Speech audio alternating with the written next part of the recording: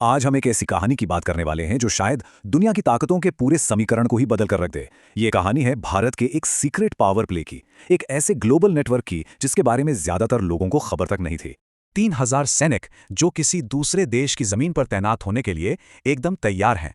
10 advanced लड़ाकू विमान जो किसी भी वक्त किसी भी मिशन पर निकल सकते हैं। और 5 बेहद शक्तिशाली युद्धपोत जिनकी पहुंच दुनिया के किसी भी कोने तक हो सकती है। तो क्या ये किसी जंग का ऐलान है? बिल्कुल नहीं। ये एक बहुत ही गहरे और गुप्त समझौते की बस एक झलक है। तो फिर ये सब नंबर, ये सैनिक, ये विमान आखिर इशारा किस तरफ कर रहे हैं? चलिए इस चौंकाने वाले सैन्य समझौते की एक एक परत को खोल कर देखते हैं। तो खबर यह है कि भारत और रूस ने एक बहुत ही बड़ा और अहम मिलिट्री लॉजिस्टिक्स एग्रीमेंट एक्टिवेट कर दिया है। इसका नाम है reciprocal exchange of logistics agreement, जिसे शॉर्ट में RELOS कहते हैं। और मजे की बात यह है कि इसकी जो पूरी डिटेल है ना, वो अब जाकर दुनिया के सामने आई है। तो ये समझौता हुआ कैसे? चलिए इसके सफर पर एक नजर डालते हैं। देखिए, ये कोई एकदम नई बात नहीं है।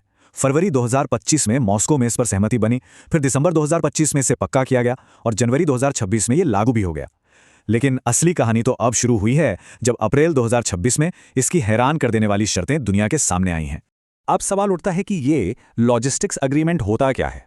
इसे आप एक तरह का मिलिट्री हैंडशेक समझ सकते हैं। मतलब ये देशों को इजाजत देता है कि वो एक दूसरे के बंदरगाहों और बेस पर जाकर ईंधन भर सकें, जरूरी सामान ले सकें। साफ शब्दों में कहें तो ये कोई जंग का पैक्ट नहीं, बल्कि एक सपोर्ट पैक्ट है। और इस समझौते की जो सबसे हैरान करने वाली बात है वो है इसका स्केल। जरा सोचिए, भारत को रूस के 40 मिलिट्री बेस और पोर्ट्स का सीधा एक्सेस मिल रहा है। मतलब भारत वहां एक साथ 5 युद्धपोत, 10 लड़ाकू विमान और 3000 तक सैनिक तैनात कर सकता है। और ऐसा नहीं है कि ये एक तरफा है, बदले में रूस को भी भारत में ठीक यही सुविधाएं मिलेंगी। तो ये वाकई में एक बराबरी का सौदा है। लेकिन देखिए, ये कहानी सिर्फ एक नए समझौते की नहीं है। ये कहानी है 10 को पुराने रिश्तों को एक बिल्कुल नए लेवल पर ले जाने की। हमें ये याद रखना होगा कि रूस दशकों से भारत का सबसे बड़ा मिलिट्री हार्डवेयर सप्लायर रहा है। ये दोस्ती आज की नहीं है, बल्कि बहुत पुरानी और आजमाई हुई है। भारत की सैन्य ताकत की रीढ़ की हड्डी कहे जाने वाले ज्यादातर बड़े हथियार रूस से ही तो आए हैं। चाहे वो हमारे सुखोई फाइटर जेट्स हों या फिर game changer S-400 missile system, BrahMos cruise मिसाइलें, T-90 भीष्म टैंक और यहां तक कि हमारा एयरक्राफ्ट कैरियर INS विक्रमादित्य भी इसी मजबूत पार्टनरशिप का सबूत है।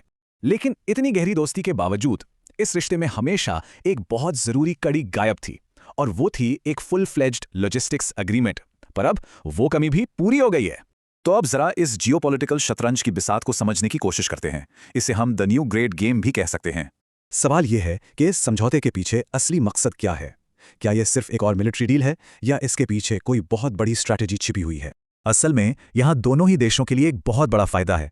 भारत को क्या मिलता है? उसे पिघलते हुए आर्कटिक तक सीधी पहुंच मिलती है, जहां भविष्य के एनर्जी रिसोर्सेज और नए समुद्री रास्ते खुल रहे हैं। और रूस को क्या मिलता है? उसे गर्म पानी वाले हिंद महासागर में अपनी ताकत दिखाने और अपने विरोधियों को चैलेंज करने का एक सुनहरा मौका। इस डील से भारत रशिया के यमल पेनिनसुला से अपनी एनर्जी सप्लाई को सिक्योर कर सकता है।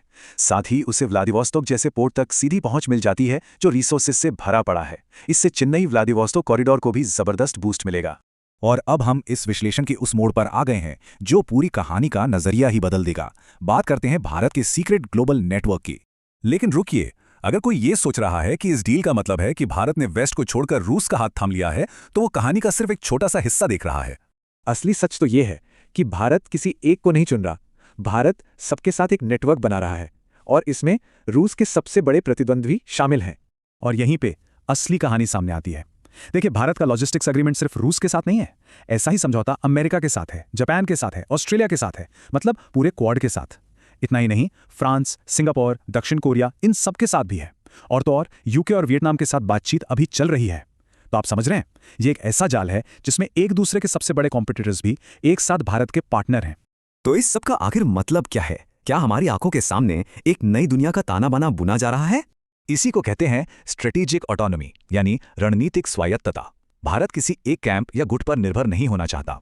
वो अपनी नेवी के लिए एक ऐसा ग्लोबल सपोर्ट सिस्टम बना रहा है जो उसे किसी के भी दबाव में आए बिना सिर्फ अपने देश के हितों की रक्षा करने की आज़ादी दे। तो आखिर में सबसे बड़ा सवाल यही उठता है कि जैसे जैसे दुनिया में पुराने गठबंधन कमजोर पड़ रहे हैं, क्या स्वतंत्र साझेदारियों का यह भारतीय मॉडल ही ग्लोबल पावर का नया ब्लूप्रिंट बनने जा रहा है? इसका जवाब जो भी हो, वो आने वाले वक्त में दुनिया के शक्ति संतुलन की नई कहानी जरूर लिखेगा।